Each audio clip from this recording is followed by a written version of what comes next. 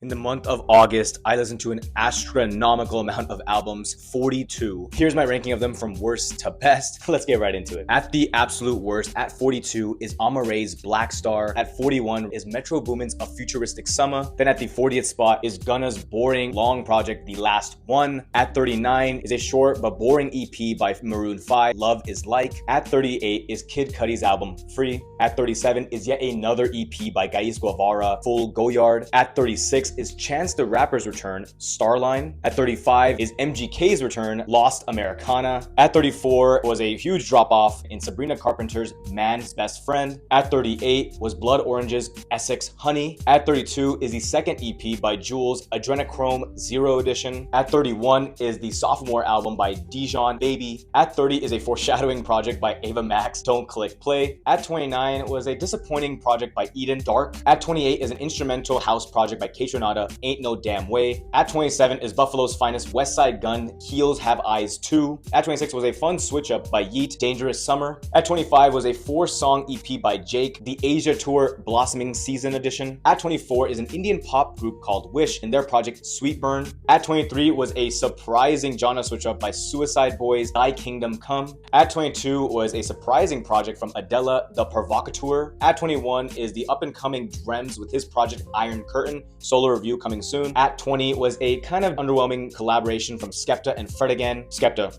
Fred. At 19 was a fun experimental project by Yves, Soft Error. At 18 was a better return with Dominic Fike's Rocket. At 17 was a decent return from Joey Badass with his project Lonely at the Top. At 16 was an improvement in the second project, Ethan Rice's I Love You Forever. At 15 was the highly anticipated Deftones project Private Music. At 14 is Billy Woods' labels Gabe Nandez and Preservation's Sortilege, I don't know. At 13 was a great return in Earl Sweatshirt's Live, Laugh, Love. At 12 is Shoegaze's finest Wisp with their project If Not Winter. At 11 was a fun electronic project by Nina Geraci, I Love My Computer. At number 10 was a surprisingly great project from Chance Pena, When I Change My Mind, I Don't Mean It. At number 9 is Paramore's lead singer Hayley Williams with her solo project Ego Death at a Bachelorette Party. At number 8 is his moody R&B project by Nourished by Time, The Passionate Ones. At number 7, the highly anticipated hip-hop duo Joey Valence and Bray's Hyper Youth. At number 6 was a fun small deluxe by Lupe Fiasco, Samurai, the deluxe edition. At the 5th spot is JID's God Does Like Ugly. At number 4 is a self-titled art rock project from Racing Mount Pleasant. At number 3 was an insane return by Rich Brian, Where Is My Head? At the number 2 spot was Ethel Cain's Willoughby Tucker, I'll Always Love You. And at the number 1 spot, if it wasn't performative enough, is Leve's A Matter of Time. So there you have it. What did you think of my ranking? And what was your favorite project that came out in this month?